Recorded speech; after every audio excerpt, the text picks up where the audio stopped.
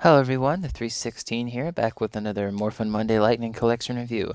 This time, I got the Mighty Morphin Monsters King Sphinx.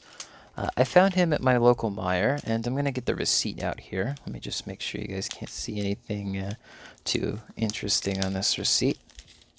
But as you can see, he was marked down to 50% off, and then I saved another $4.72. So I only paid $11.02 for this figure. I know some people paid less because on Amazon Prime days they did it for a lot less. It was like $6, I think, which was insane. It might have been $8, but I know it was cheaper than what I paid. Anyway, when it comes to accessories, you don't really get a lot. So you get two hands, one for each side, that look like this. The left one is on his hand. Here's the right one, and you can kind of hold a staff in that hand. Like it's got a circular cutout there. And then for the left hand, you also get a fist. And for the right hand, you get a proper staff holding hand. I believe in the Sentai, this guy was called Dora Sphinx. And he comes with a staff that's a question mark and an awesome effect piece that is a bunch of question marks. Dora Sphinx like to ask a lot of riddles. Not sure about the Power Rangers variant. I haven't watched Mighty Morphin, and I've watched some episodes. It's rough, but getting this effect piece on was kind of a challenge. But basically, you want to fish it through here. Hold on, get that out of here. So you want to fish it through like this, like diagonally, but you want to make sure it goes through and around this particular piece. And getting this around that can take a minute, but I also forgot that you need to do that. And that's how you get it on. Pretty nice. I'm going to put this to the side for the rest of the review, though, but very nice staff. It's got a lot of nice texturing on the actual handle of the staff. Looks really nice. Alright, anyway, get rid of that. Let's go ahead and take a look at the actual figure. Now, I didn't adjust my camera, but this guy is big. Like, he's really big. He's not as big as King Shark, though. That dude's tall. This guy, whew, he's about, let's see here. He is clocking in at about 7 3/4, almost 8 inches. Yeah. And I'm just going to do the size comparison now so you can see, because it's kind of pivotal to this review. So here he is with a Mighty Morphin male ranger and a female ranger. And here's my King Shark Build-A-Figure. I mean, this guy, he's still my biggest figure I own, minus Transformers. But, I mean, look at the size of this King Sphinx. He scales better with King Shark than he does with the Rangers. Now, when it comes to scale, I prefer something that at least works. And honestly, I do think that this works, but he is still a little too tall. It's a common complaint, but honestly, I don't really have a problem with the height. If you found like a 7-inch scaled Megazord, this would work really well with this figure. Anyway, that's the size comparison done. Actually, I'm going to do one more. Here's the Turtle Rangers, just so you can see. Yeah, this guy is huge. Now, I don't have Pumpkin Wrapper, and while I would compare him to the Pudgy Pig, he's at the back of my display, and I just don't want to drop all those figures again. They keep falling. Ugh. Need to find a better display place. Anyway, painting-wise, what I didn't notice until I got him out of the box was that there are subtle hints of a like toothpaste blue color that really make this figure pop. So right here on the top of the thighs, right here on the edges of the forearm, and then right here in the midsection. He also has some dark gray painting on the like the folds in his musculature right here, right here, right here, and a little bit on his right on his face here, just a little bit.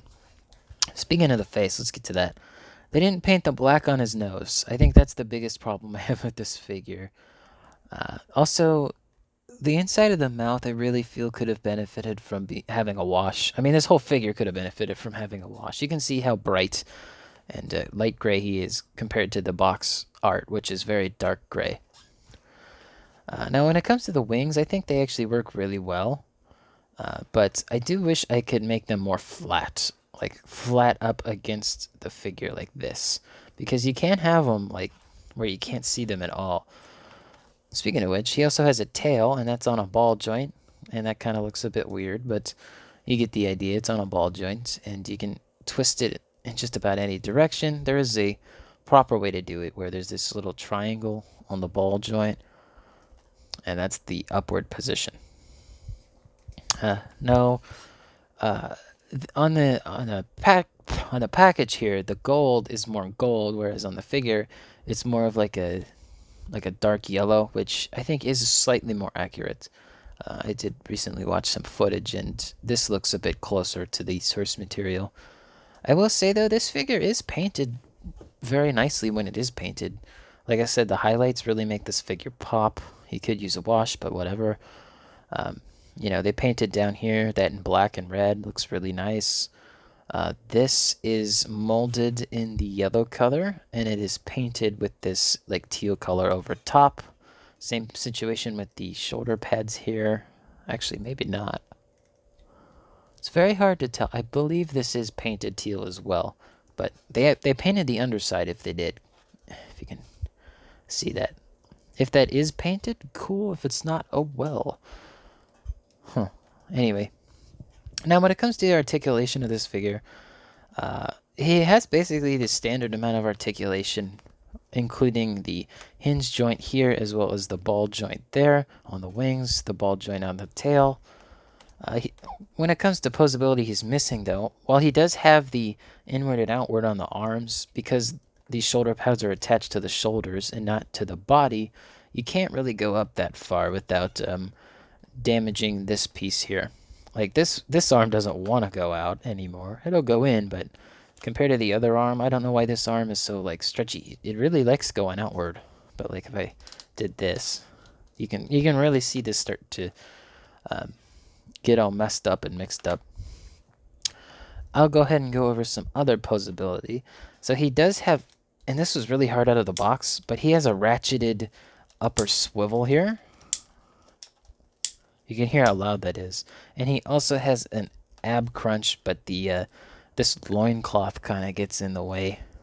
It doesn't want to go far forward, but it does go backward pretty well. If I can get it. The wings kind of get in the way, but you can see what I mean. Goes back pretty far. Now those joints are really tight. Oh, tight on mine. But his knee is really loose right there. Again, that's a figure-to-figure basis, so I'm not going to complain about it. Also, with his staff holding hand, it goes up and down rather than side to side. If I can pull this out. You can, there you go. You can more easily see it go up and down. Okay, let's see. What else is there to talk about this figure? He has a nice hieroglyphic detail on just about all of the surfaces that need it. There too, and on that shoulder pad. Also, something interesting about these knees is that they're painted. If you look closely on the joint there, you can see a little bit of the yellow paint got onto the joint. So you can, like I said, very easily tell that that's painted, but it doesn't look painted from a distance. It actually matches really well with this color. This is just a touch darker, but pretty indiscernible. So I think that pretty much covers it with King Sphinx. You can turn his head 360, but again, because of just how big and massive this headpiece is, it doesn't come off as far as I can tell. Like, you could try to pull the head off, but I'm not gonna. Like, I don't want to break this figure, even though I paid 11 bucks for it. So yeah, you already saw the size comparisons. I thought I'd get that out of the way. So let's take a look at the box. Now, my box is a little damaged, and it still has the sticker on it, as you can see. But, you know, it's a nice box. It's what I expect. There's the bottom with the legalese. Yeah, they put a clearance sticker on this thing. There's the back, front, yada yada. They went with this nice teal color, although I kind of wish they went with gray. So overall, King Sphinx, what do I think about him? I'd say if you are interested in this figure, you can get him anywhere right now. A lot of times when people aren't interested in something because they don't like the price or they don't like the scale or something, people eventually do want that in the future, and it goes up in price. So if you want to get him now while he's at a really good price, I think he's like dirt cheap on Amazon. He's like 15 bucks or less. So yeah, find a good place to buy him. Oop, saw my display there. That's a no-no. I'll go ahead and just pose him with these two. So thanks for watching, y'all. Let me know in the comments below what you think of King Sphinx. If you think you don't like the scale, if you have a Megazord paired up with this, let me know. And don't forget to like the video, it helps out a lot, and subscribe and hit the bell to be notified when videos like this upload to the channel. As always, thanks for watching. Peace.